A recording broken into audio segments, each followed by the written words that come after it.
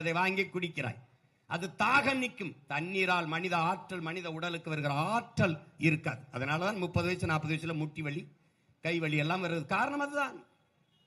அது தண்ணீர் இல்லை, தண்ணீர் போல ஒன்று. அது குடிக்கிற திறனில் இருக்கிறது, குடிக்கிற தரத்தில் இருக்கிறது சான்று தந்தவன் எவன்? எவன்?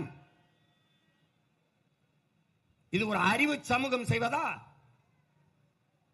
பரிணாம வளர்ச்சியிலே ஒன்று, என் அன்பு தம்பி தங்கைகளே, மனிதன் படைக்கப்பட்டவன் அல்ல, பரிணாமத்தில் வந்தவன் என்ற அறிவு இருந்தாலே சாதி மத சண்டை ஒளிஞ்சிருக்கும். இங்க எவனும் படைக்கப்பட்டவன் இல்ல, பரிணாமத்தில் வந்தவன்.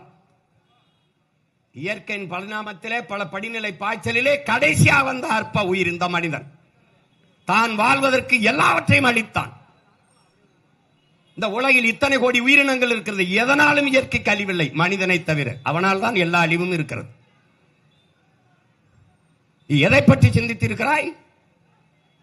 2000 கொடுத்து விட்டால் ஓட்டை போட்டு விடுவாய், மிக்சி கொடுத்தால் வாங்கி போட்டு விடுவாய், பரிசு பொட்டி வக்கற்று போனாயா? 1000 2000க்கு கையேந்திர ஒரு இழிநிலையில் உன்னை வைத்திருக்கிறான். ஒரு அவமானம் இல்லை? நீதான் தன்மானத்திற்கு தூக்குல தொங்கினவனா? நம் பாட்டன் தீரன் சின்னமலைக்கு தீரா நீயே இந்த நாட்டை ஆண்டுக்க.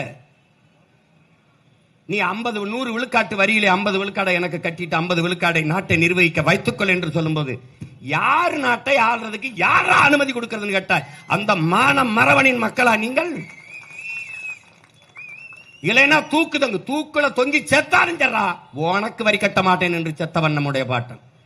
அந்த பரம்பரையில் வந்தவனா நீ 1000 500 கையேந்தி நிற்கிறாய்? கேவலம். இதெல்லாம் தன்மானமிக்க அறிவு சமூகம் செய்யற செயலா? ஒருத்தன் கேள்வி கேட்கிறியா?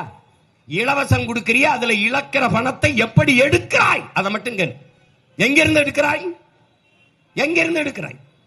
இலவச பஸ் ஓட்டுறியா? இலவசமா பஸ் எவன் கேட்டது? எவன் கேட்டது? தரமா ஓட்டுறியா பஸ்? ஒரு நாடு எப்படி இலவசமா பேருந்து ஓட்டிக்கிட்டே இருக்கும்? எப்படி ஓட்டும்? ஓட்டுநருக்கு சம்பளம் எங்கிருந்து கொடுப்பான், நடத்துனருக்கு சம்பளம் எங்கிருந்து கொடுப்பான், எரிபொருள் எங்கிருந்து போடுவான், சரி புதிய பேருந்து எங்கிருந்து வாங்குவான், எங்கிருந்து வாங்குவான்? அறிவு இருக்கிறவன் செய்யற ஆட்சியாது இது செய்வானா? சொல்லு. ஒரு தற்சார்பு நிலையை தன் மக்களுக்கு கொடுக்கிறானா பாரு.